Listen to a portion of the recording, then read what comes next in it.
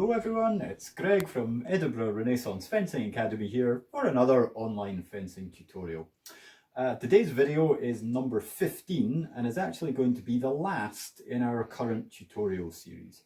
I am planning on doing more video content in the future, but this is kind of a natural conclusion point for the present sequence of tutorials.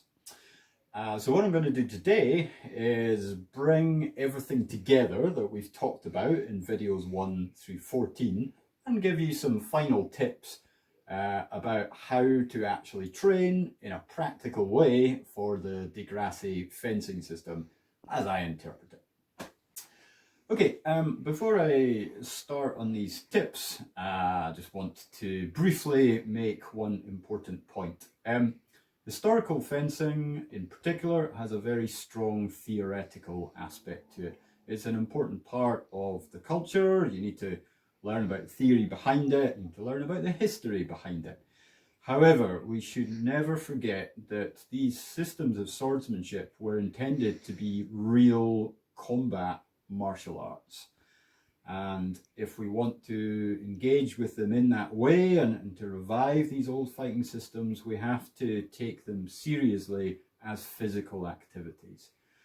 So there is a danger amongst some practitioners that they mistake the intellectual understanding of the theory with their ability to actually do the martial arts and their ability to really understand it at its heart.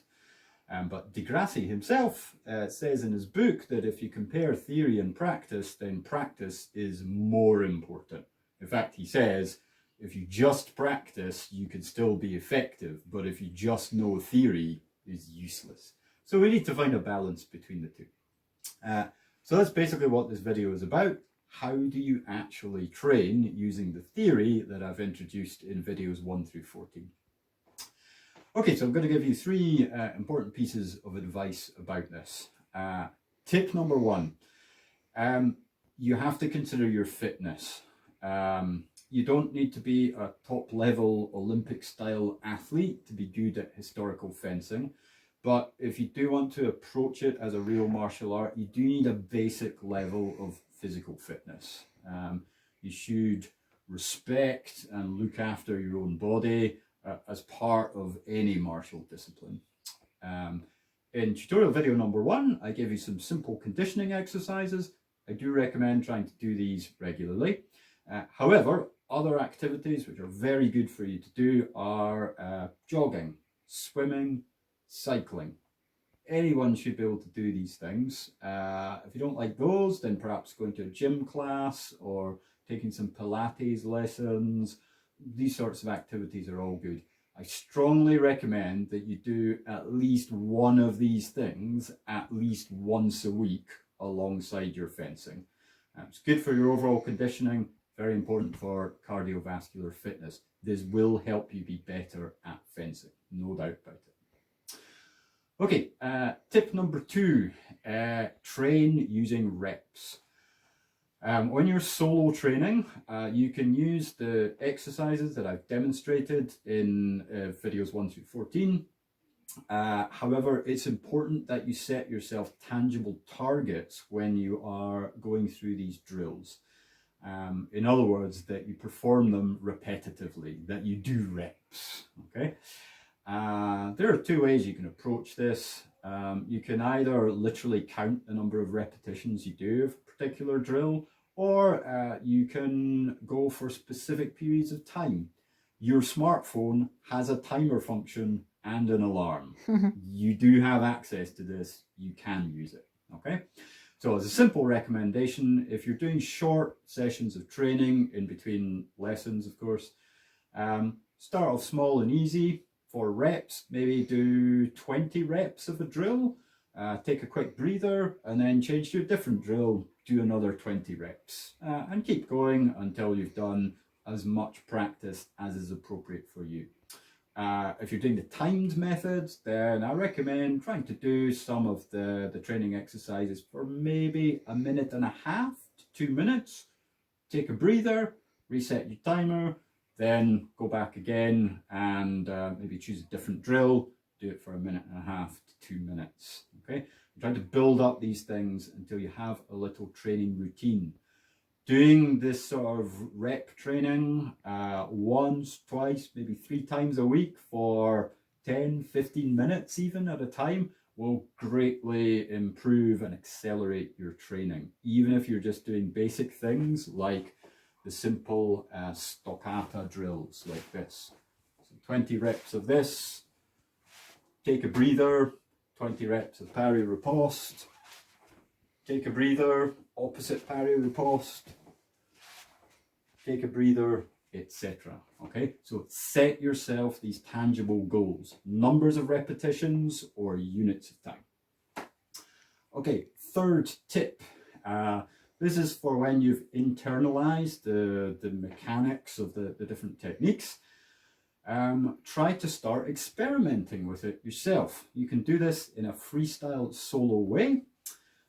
So this next exercise is actually inspired by the advice about conditioning training from the back of Grassi's book. The chapter's, I think, just called On Strength or something like this.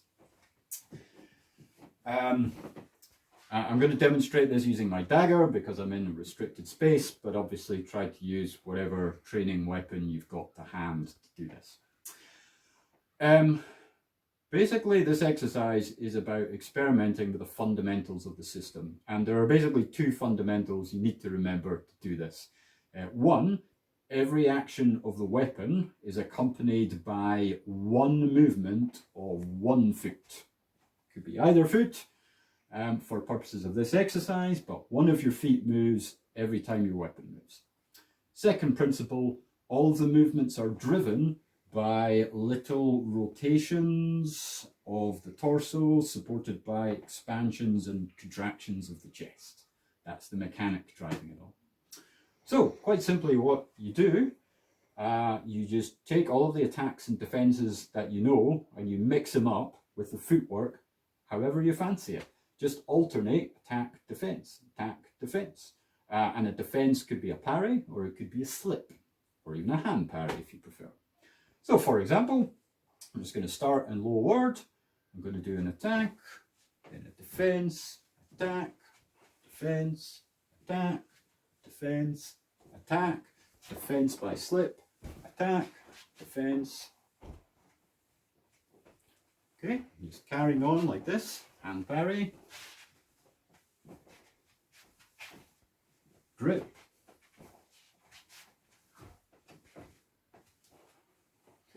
I'm just really going with the flow, enjoying the movement, and all the time, 1 foot step for 1 sword movement, and using the torso rotation to manipulate the weapon. Okay, so that's basically the freestyle movement drill. The important thing about it, alongside using the correct mechanics, is the flow of the movement. Just relax, go with the flow, and see how you can chain things together. This will really, really help apply your techniques when it comes to free fencing further down the line. Okay, so that's my 3 big tips. Okay, so fitness training a little bit, do reps with concrete goals and targets, and freestyle, experiment, try to apply what you have learned. And that's really it. So I encourage you all to use my tutorial videos 1 through 14 in the manner that I've described today. Keep up regular training. Doing a little bit often is a great way to establish a good routine for yourself and to build up good habits.